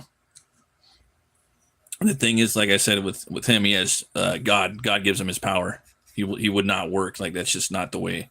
That's how the character's set up. He gets his power from Jesus Christ. Conan's not. It's BC. It's a Hyborian age. He's not about that, you know. They all have different power structures and where they get their powers, and you know, in a way, Kane has superpowers because he gets it from God, and then he has a staff of, well, I don't want to spoil whose staff it is, but same thing with Cole. He doesn't have superpowers, King Cole, but I actually do think Cole, and to a certain degree, that's another topic that I actually want to save for a video, because I'm going to be doing some Hell Howard videos. I started doing a little bit of them, but I'm going to start getting back into Hell Howard, just talking about his characters and breaking it down. Just discussion, you know, videos, little bullshit ones you guys could listen to, hopefully. And they'll be good, and get you guys to want to go pick up some books and get some reading done. The staff, yeah. Yeah. Yeah, the movie's great too. I am not yet ready for hell. Yeah, and the movie acts as an origin too, so, and it's pretty fucking good. It's one of my favorite movies. It's got some kind of shitty CGI towards the end, but like, dude, 90% of it's on point. You know, you got Max von Sydow in there. Jason Fleming has a little part. Jason Fleming, he's not a big actor, but he's a good character actor. He was in he played Dr. Jekyll and Mr. Hyde in The League of Extraordinary Gentlemen. He's in a lot of the old Guy Ritchie movies. He did a lot of movies with Jason Statham too. He's in there. Couple good like thespian actors you've seen that have, you know, they're in there. Yeah. But they kind of make this whole origin for him, and like, it's not really, as far as I remember, in any of the books that I've read. He makes a deal with the Grim Reaper in the movie. That doesn't happen in the books, really. Born Sloppy, they should do a TV show. It would be epic as fuck. Matthew McConaughey might cast as lead. He would be good. I don't know if he can throw down the accent though. I think the accent's a big thing, you know. And I do think that they need to use that old English, you know. Mayhap I come back in the morning, you know. Mayhap I come in the morning. You know what I mean? They need to do that, because it separates it from everything else. It makes it more interesting. When you first hear it, you're like, I don't know, but it's like, get over it, get over yourself. Let's listen to something a little more original, and then that'll really make the character shine. I think something different. You know, not everything has to sound like Josh Whedon, or I don't know. That's one cool thing kind of about that I like about Robert Eggers with his films, is that he does that. You know, with The Witch, it's old colonial English. With the Northmen, they're using, you know, old Norse speak, and now he's working on Werewolf. That's going to be old medieval speech too. So that one they actually had to, like, a vernacular coach to come in and edit some of the dialogue, because it was really hard to understand. So, but I think with Kane isn't that hard to understand. You know, once you get to like the second story, you're already kind of like, oh, okay, I got it. For most people, you know. But yeah, I totally see Matthew McConaughey. Yeah, he definitely got the look of Kane. He definitely has a look of Kane. I ain't gonna lie about that. Didn't even think about him. He'd probably have to get a, you know, he'd probably own it too. He'd be like, you know what? I can't do the accent, but I got a vocal coach, a dialect coach to kind of get me there. All right. That's what Vince Vaughn did for Dragged Across Concrete. He had to play like a Southern boy would kind of like Matthew McConaughey, and he's I think he's like an Italian dude from, has a little different of an accent. He couldn't nail it, but he got that vocal coach. And same thing with Gary Oldman. He did the same shit for Bram Stoker's Dracula, so he could drop his voice a whole octave. My friend, I'm anxiously expecting you. Welcome to my house. Same thing with what's his name for Dracula? He did that too. He had to get a vocal coach. Bill Skarsgård for Nosferatu, Eggers. Sometimes they got to get the vocal coach. Every time a vocalist gets like a teacher, they always get better. Same thing with like metal. It's the same shit. Let's see here. Farming aura with a combine harvester on crack with rabies. No, but now you got me thinking though, man. He has a look of Solomon Kane. He looks the part. He looks cool. He's up there, bro. Damn, crazy. He's up there. I really like Hugh Jackman though, man. Hugh Jackman's kind of my. I mean, he did Hugh Jackman and Purefoy. Purefoy did it already, and then Jackman kind of did it with Van Helsing. So it's like And the thing is, Van Helsing or Jackman's got the build, dude. He's like tall and kind of lanky when he wants to be. Another person that would be good, dude. Is Liam Neeson, man. He would have been a fucking awesome Solomon Kane, bro. Awesome. I think he's too old for it now. Well, I mean, no, you know what? I take that back. He could still do Solomon Kane. He could do like an older Solomon Kane story. It'd have to be him coming back home to England and getting, But yeah, not the, you need someone in kind of in their 50s, between their 30s and 50s to play the role. But because he has the walk, and he's hunched over, like he's tall, dude. He's got the legs, and he's kind of got the long legs. He's kind of hunched over. He kind of walks with his head down. What is it? He's big, but kind of got the long legs. You got the hat. You got the sword or the staff. Then he walks with it. Something, I don't know, but he's got that bad posture, where he kind of like he's kind of broken in half at the top. Liam Neeson, really bad posture. He's got those weird kind of shoulders that sink in. That's just but he's lanky too. So I think he would be a good older Kane. But then part of me too, and I said this about the Shadow, but I low key think that Adam Driver might be all right too, man. I think he would do a pretty good Kane as well. I'm not gonna lie. He's tall. He's kind of lanky. He's got the voice. He's got the badass. He's a Marine. So Marines, they tend to play badasses pretty well in movies.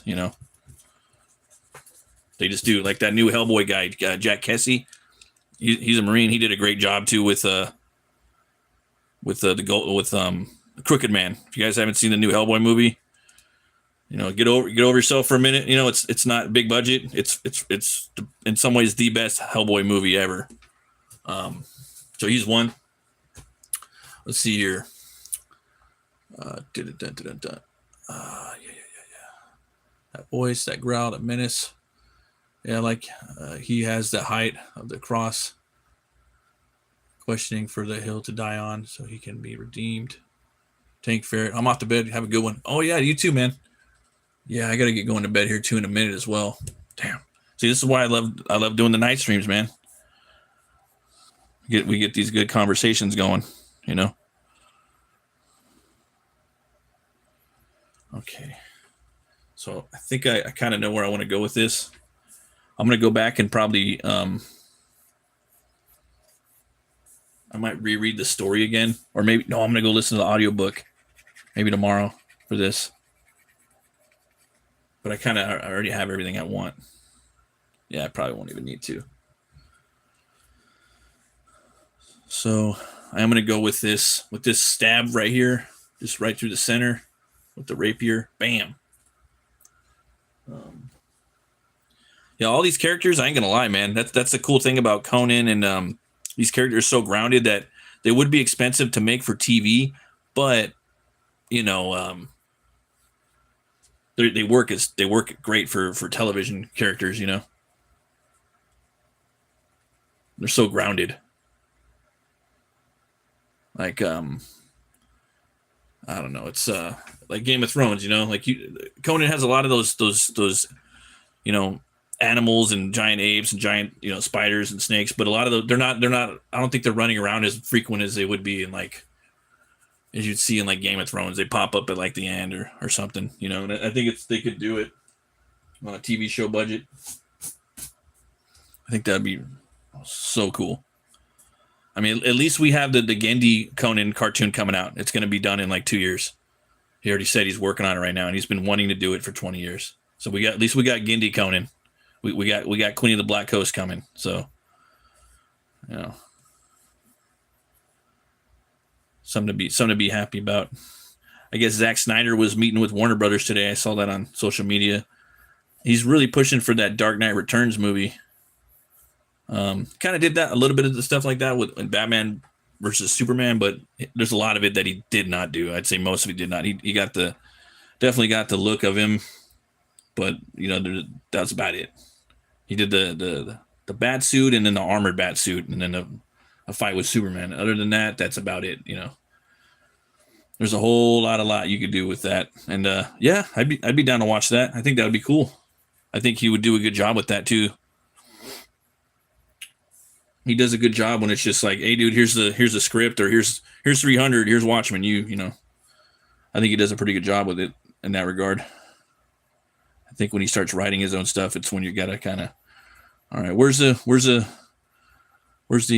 theater spy at? We gotta keep an eye on this guy. Give him some notes.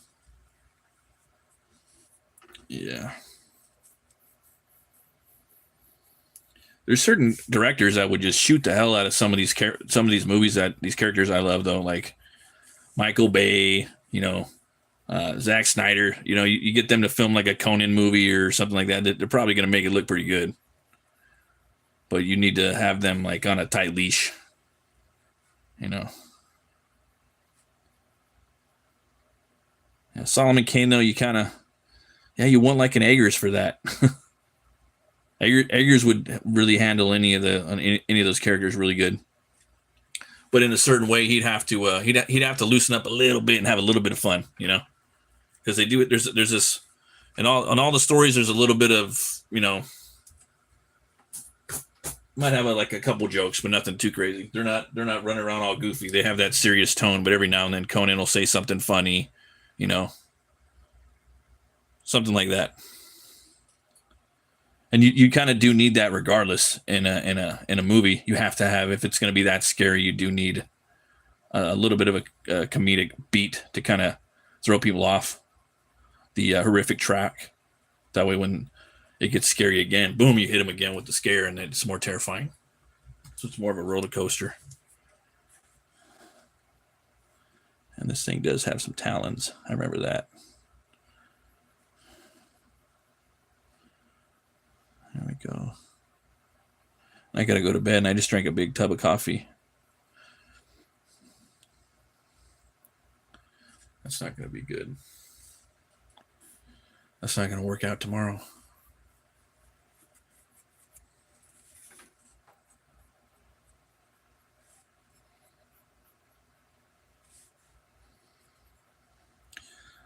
In this battle, he literally chokes this thing out with his bare hands. I wasn't going to get to that part, but I had that image in my head. I wanted to draw that, but I wanted to have him choke him, but I also wanted him to be getting he does stab the thing, but it's foggy when he's doing it.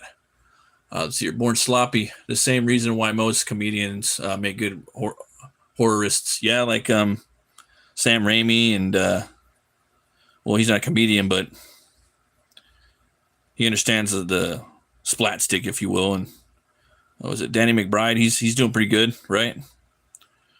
He did okay with the Halloween movies. Was it director of American Werewolf in London. Was it? I want to say Lansdale, but I mean, yeah, I'm horrible now, guys, with my names. I used to be real snappy with all the names of movie people, directors. It'll come back to me later, but it doesn't really matter though. It's better to be like snappy with like math problems and stuff like that, and calculus.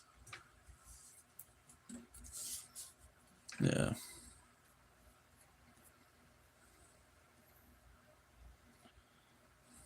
I wanted the cape to be kind of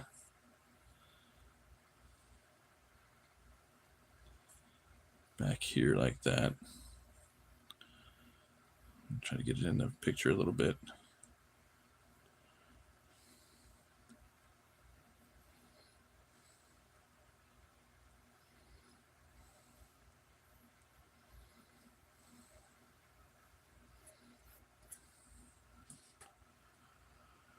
We're getting old, dude. That's just a shell. Our spirit is immortal, right?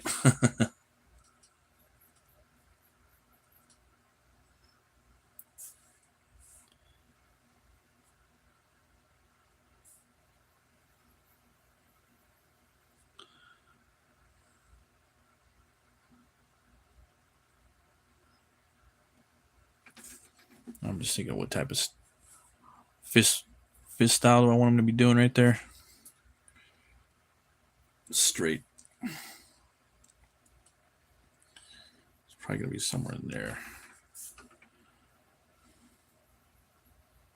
I don't want to do too much of that. That's how we get into smear country.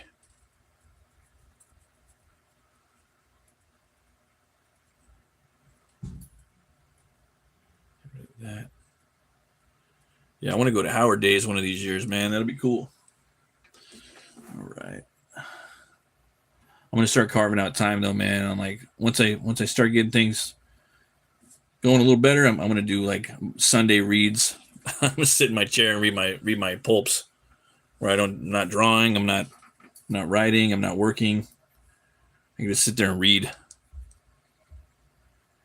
not reading comics. I'm reading pulps and novels.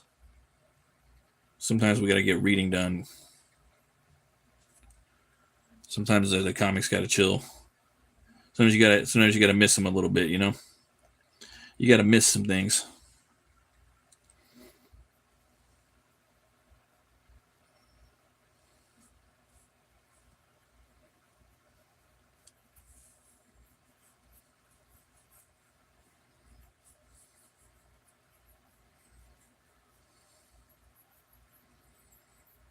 Yeah, you'll be able to see all of this too.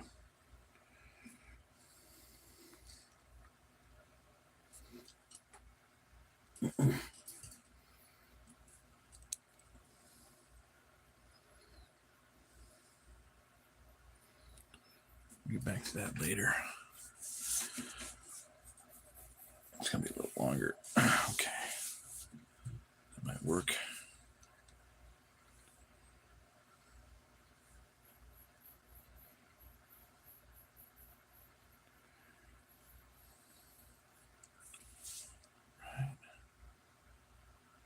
Let's see. I'm shocked Hollywood hasn't pillaged Howard's work yet. Give it time. Yeah, and it's pretty just like kind of down to earth and real toothy down to earth stuff, dude. You know, real salt of the earth type of characters that are really hard hitting, and there's a lot you could do with them. And they do have the supernatural stuff, but usually it's like one thing that kind of comes in and it's built around that thing, you know. Yeah, like a lot of the stuff's really good for TV, you know. Like it would work really good.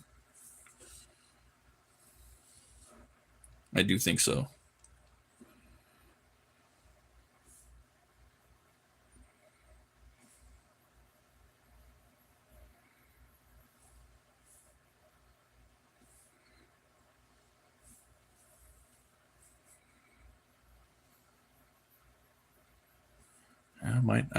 I might switch the blade thing. I might put it up right here. I might do that. Now I'm starting to feel that a little bit.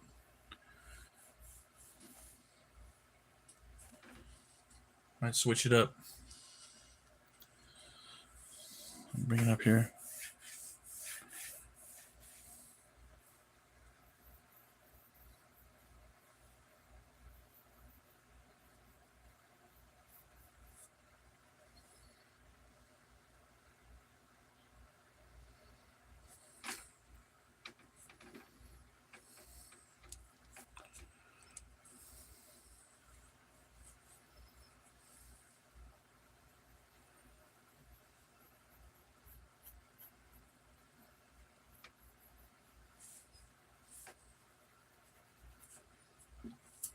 A lot of options. I'll keep messing with that.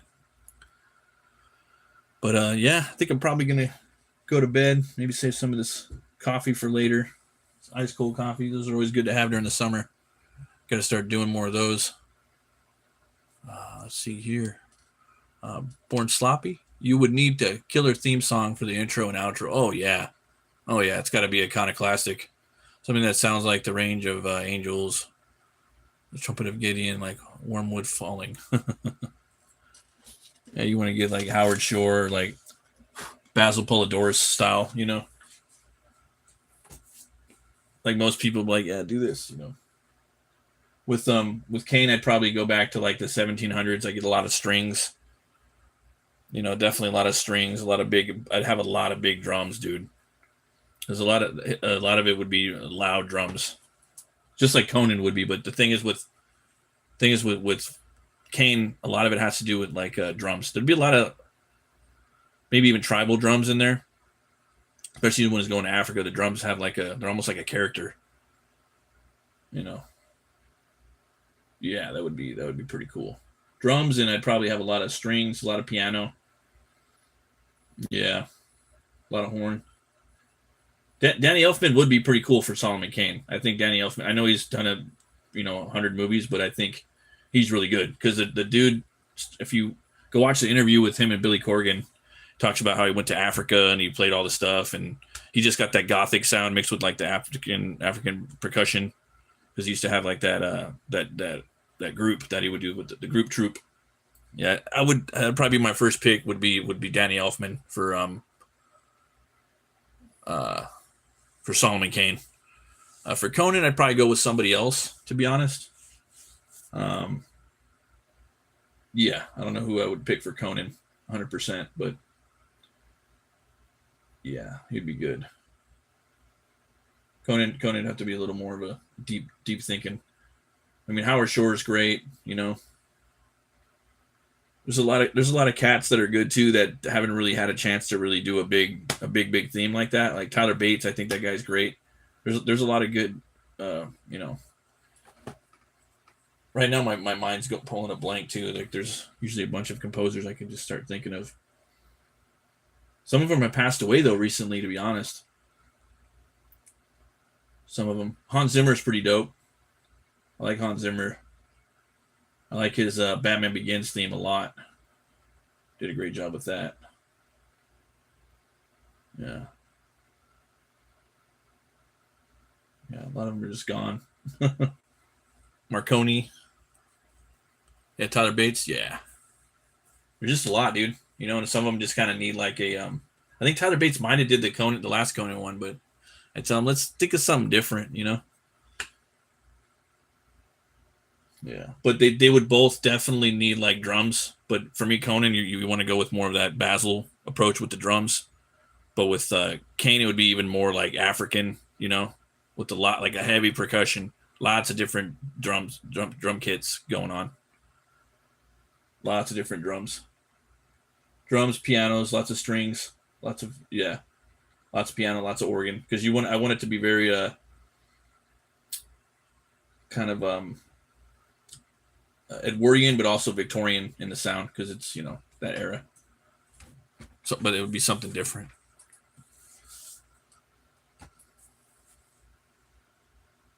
Same thing with Cole, dude. I think Cole would need a lot of horns.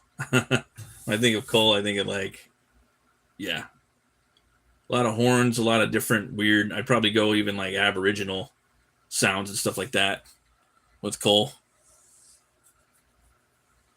I would be hitting up metal bands and shit too, you know. I think Gojira would be pretty cool with like Cole. They do a lot of primal sounding stuff. Throw some heavy guitars in there. Like, no, you didn't. Yeah, people flip out with that shit. I think there's a lot that can be done with metal to where like you could put the guitars and the drums and stuff in there to where it doesn't look so obvious, but you're like, damn, this is heavy. What the fuck is it? You know, and you got to kind of blend it into the sound a little bit. But I think there's whole like with death metal and you know, black metal. I think in movie scores, I think there's a lot that could be done with that. We haven't even really tapped the surface, especially with like tremolo guitars and stuff like that. I mean, look at what they did with, what is it, this Dick Dale for Pulp Fiction, that tremolo picking. Surf rock is pretty much black metal. You know, it's just picked the same way, just a little different. Yeah, Conan needs to be primal. Yeah, Kane needs to be a wrathful yet just. Yeah. But I also feel Kane needs to have like those primal, like those straight up like a lot of African stuff, though. You know, because his seminal stories are over there. You know what I mean? And it has to have that kind of, yeah, like that sound to it. Phil Collins might be a good guy too. He does a lot of that stuff too. Probably hit him up. Want to get a lot of different instruments and stuff. Yeah. A lot of them would be similar, and a lot different too. Yeah. Yeah, Conan just needs to feel primal 100%. Yeah. They Basil nailed it. I think that's just perfect. You know, you kind of just take it from there and, you know, as a baseline to start with, and you kind of go in different directions. Yeah. But there's a bunch of different like tribal instruments, you know, like from like the Aborigines use, and then the stuff like in Africa, things like that, like do not even, you know, that you could, you know, if you could use for the other two guys. Because when I think of Cole's time, I think it's kind of, there is somewhat of a more of advancement in the technology. So you could be a little more liberal in some ways, but not too much. But it's also primal as well too. So it's kind of, you know, you want to look for maybe some weird flutes and weird instruments. Yeah. Those would be some really cool movies to do the soundtracks to. I wonder who did the soundtrack to like The Phantom and The Shadow, man. Both those movies have really good soundtracks too. I don't know if it's Jerry Goldsmith or I don't know, man. So cool to think about though. But yeah, I guess I'm gonna head on over to bed, guys. Thanks for stopping by. This is really fun. Everybody for hitting the likes. Everyone that was hanging out. You guys are awesome. See you probably on Monday. Tomorrow I'll probably be pretty beat. So Monday night, Tuesday night, I think Wednesday night probably be doing like 3 in a row. Yeah. Oh, the new Shadow. Yeah. My top pick, like I said, Adam Driver all the way. He's my top pick for the Shadow. That would be cool too. Oh man. Full on horror movie, bro. That's my pitch. At least yeah. And my comic book pitch too. That's kind of how I would take it. But, thanks for stopping by, guys.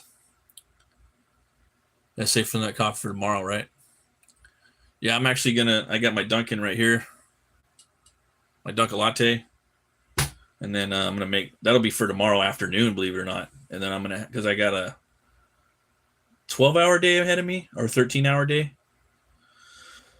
And then I got to I make the black coffee in the morning. But I'm planning on just cutting out the sugar after this. Trying to start cutting out sugar, hopefully. It's really hard when you're addicted to sugar, though. It's really hard. I want to just start going. Usually I've been pretty good, but lately, yeah, it's been hard. But when I stop drinking sugar, cut out mostly pork, cut out shrimp mostly, just kind of stick to the chicken and the steak. Chicken, steak, maybe salmon. Later, guys. You guys have a great night. Always remember to be bold, be brave, roll the bone, snowy roll, and if the artist isn't starving, then the artist isn't hungry. I'll see you guys next time. Stay metal.